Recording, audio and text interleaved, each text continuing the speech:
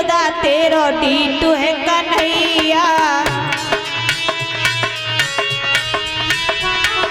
मटकी को फोड़े और खावे मेरो दहिया।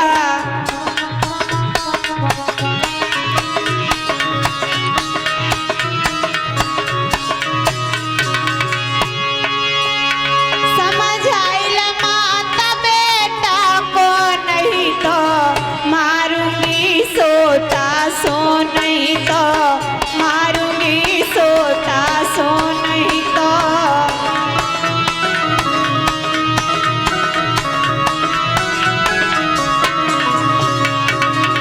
और कहा 10-20 ग्वाला देखी राखे मैया साथ है, बार बार कहूँ मैया माने नहीं बात है।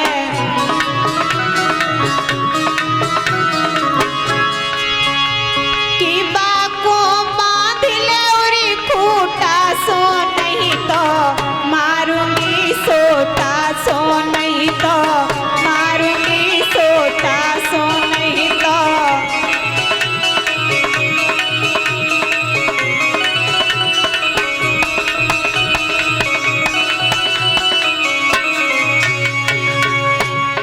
सुनीरी यशोदा तेरो डीटू है कन्हैया, मटकी को फोड़े और खावे मेरो दहिया।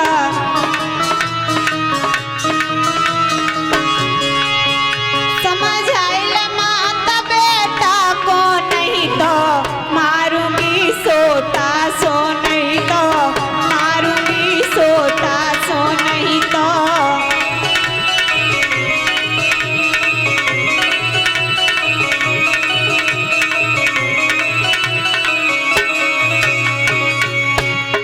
रोज रोज मैया देखी मेरे घर आवे, आवे तो आवे मैया ग्वालन संग लावे।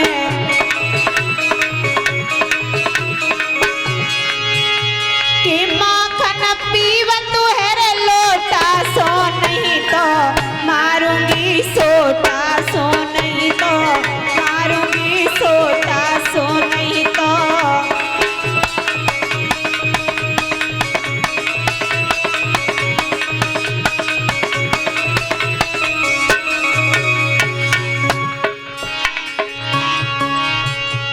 सुनीरी यशोदा तेरो डीटू है कन्हैया, मटकी को फोड़े और खावे मेरो दहिया।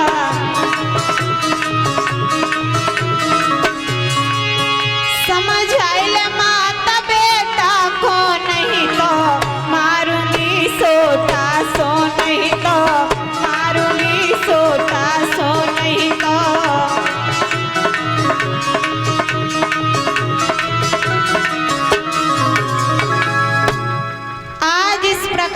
भगवान श्याम सुंदर ने एक गोपी के घर में माखन की चोरी की, और जैसे ही प्रभु ने उस गोपी की मटकी को उसी के सर के पास में फोड़ दिया तो एकदम से वो गोपी जाग गई। और जैसे ही आवाज लगाई तो आसपास की सभी पड़ोसन आई तो एक सहेली कहने लगी कि बहन तुम्हारी मटकी फोड़ गया है कन्हैया, मेरी मटकिया ना फोड़ के देखे तब मैं वह कन्हैया को देख लूंगी। ये बात भगवान श्याम सुंदर वहां खड़े होकर के सुन रहे थे। भगवान श्याम सुंदर अपने मन में विचार करने लगे कि अब तो जा गोपी के घर ही माखन की चोरी करनी है। उसी समय प्रभु ने फिर से ग्वाल वालों की टोली को बनाया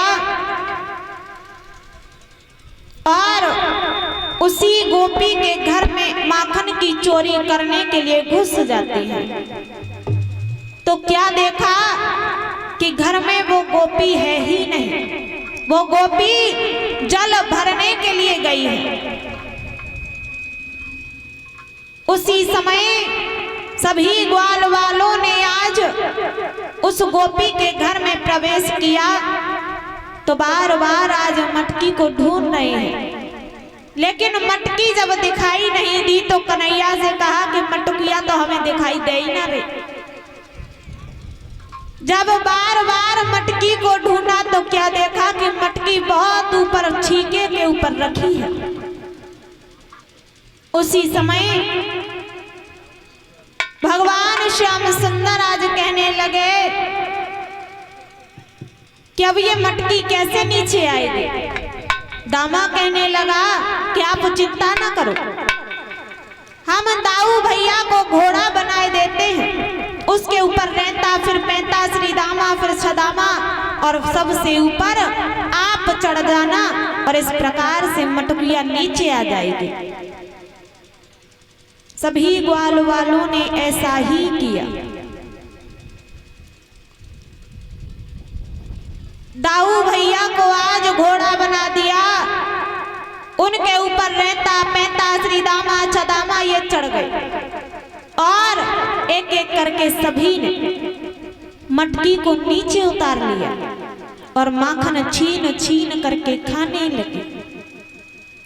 आज जैसे ही माखन छीन छीन करके खाने लगे तब तक क्या हुआ कि वो गोपी आ गई और जैसे ही गोपी ने ग्वाल वालों को देखा और ग्वाल वालों ने उस गोपी को देखा तो एकदम से सभी ग्वाल वाल वहां से भाग गए